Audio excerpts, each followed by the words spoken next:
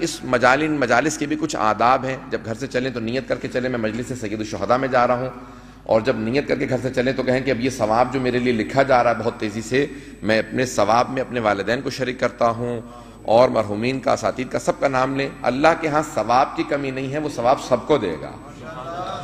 اور جب چلیں تو انشاءاللہ آداب کے ساتھ کس طرح سے چلیں. چند ایک باتیں کہوں گا انشاءاللہ, کیونکہ لاسٹ مجلس ہے, تھوڑی سی سن لیجئے.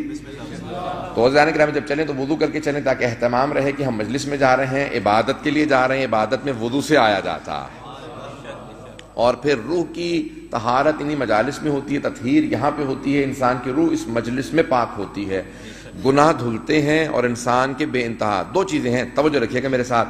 کچھ چیزیں ہوتی ہیں, اگر آپ نامہ اعمال میں دیکھیں نا, ایک قلم ہوتا ہے, قلم لکھنے کا کام کرتا ہے, اور ایک پاکون ہوتا ہے جسے آپ ربر کہتے ہیں, مختلف چیزیں کہتے ہیں, جو مٹانے کا کام کرتا ہے. اگر پہنچ رہے ہو, کچھ چیزیں لکھنے کا کام کرتی ہیں, کچھ چیزیں پاک کرنے کا کام کرتی ہیں. کچھ ایسے نیکیاں ہیں جن سے آپ کے نامہ اعمال میں ثواب لکھے جاتے ہیں, کچھ ایسے نیک اعمال ہیں جس کی وجہ سے گناہ معاف کیے جاتے ہیں. اور کہا جاتا ہے کہ درود سب سے زیادہ جو ثواب ہے نا وہ صلوات کا ہے. صلوات میں یہ ہے کہ اس میں ثواب بھی لکھا جاتا ہے, گناہ بھی معاف کیے جاتے ہیں.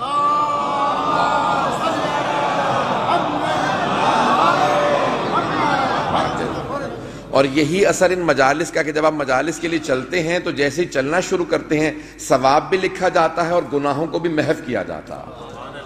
جب آپ مجلس کے لیے نیت کر کے چلتے ہیں اپنے گھر سے کہ میں مجلس سید الشہداء میں جاؤں گا, تو فوراً بہت تیزی سے کچھ ملائکہ دائیں طرف والے بہت تیزی سے لکھنا شروع کر دیتے ہیں کہ یہ مجلس میں جا رہا ہے, ثواب لکھنے لگتے ہیں. اور بائیں طرف والے وہ جو گناہ لکھتے ہیں, یہ گناہوں کو کاٹتے ہیں کہ میں نے گناہ لکھا تھا یہ معاف کر دیا جائے, یہ کاٹ دیا جائے. تو اس کو حکم ہو جاتا ہے کہ تیزی سے گناہوں کو کاٹنا شروع کر دو, مٹانا شروع کر دو.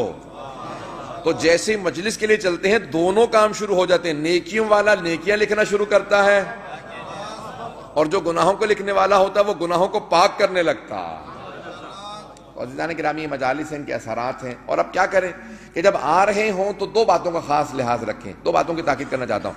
ایک تو راستے میں یا تو اہل بیت پہ درود بھیجتے ہوئے آئیں, صلوات بھیجتے ہوئے آئیں, اور جاتے میں بھی صلوات بھیجتے ہوئے جائیں, کیونکہ آتے میں بھی عبادت کر رہے ہیں, جاتے میں بھی عبادت کر رہے ہیں. بہت سے لوگ بعض اوقات ثواب کو ضائع کرنے لگتے ہیں, الٹے سیدھے تبصرے شروع کر دیتے ہیں, جس کی ایسے بعض اوقات باتیں ضائع ہو جاتی ہیں, وہ جو انسان کا ثواب لکھا ہوتا ہے. اور بہت سے لوگ کہتے ہیں بھئی ہمیں تو گناہوں کی عادت پڑ چکی ہے, اب اتنا ثواب, اتنی لمبی فہرست کون لے کے جائے, تو پھاڑ پھوڑ کے پھینک کے جائیں. وہ شروع کر دیتے ہیں غیبتیں کرنا, تو غیبت کی وجہ سے وہ اتنی جو لمبی ان کو کتاب ملی ہوتی ہے ثواب کی, وہ ضائع ہونا شروع ہو جاتی ہے. بات واضح ہو رہی ہے, زیادہ بری تو نہیں لگ رہی ہے. ابھی آخری مجلس سے میں نے کہا اس میں پیش کر دوں. اب یہ تو اب بہت دیکھیں, جو ثواب کی آپ کو ملی نا, پوری کتاب ملی ہے, اس کو ساتھ لے کے جا رہے ہیں, تو اس کو ضائع نہ کیجیے. جس کی آپ غیبت کر رہے ہوتے ہیں نا, اگر مومن ہو, اہل ایمان ہو, عزادار ہو, تو سارا ثواب اسے منتقل ہو جاتا ہے. اب جسے آپ نقصان پہنچانا چاہ رہے ہوتے ہیں اسی کو فائدہ پہنچا رہے ہوتے ہیں. تو اس لیے کوئی کسی کی غیبت نہ کریں. اب ہمارے یہاں کینیڈا میں ایک صاحب, کبھی آپ کے بیٹے کی شادی کہاں, کہنے لگا وہ یہودی سے اس نے شادی کر لی. کیوں, کیا ہوا؟ بیٹے سے پوچھا کہ کہیں گے پورے رستے میری والدہ خواتین کی برائیاں کرتی ہوئی آتی تھی, والد جو ہے مردوں کی برائیاں. تو میں نے سمجھا کہ شیعہ کمیونٹی کے اندر کوئی اچھے لوگ تو ہیں نہیں, تو پھر میں نے کہا باہر ہی سے شادی کر لیتا ہوں کہیں سے. تو بچوں پہ اثر ایسے غلط نہ چھوڑیں کہ جس کی وجہ سے ان کے دل اسلام سے, اہل بیت علیہ السلام کے ماننے والوں سے دور ہو جائیں.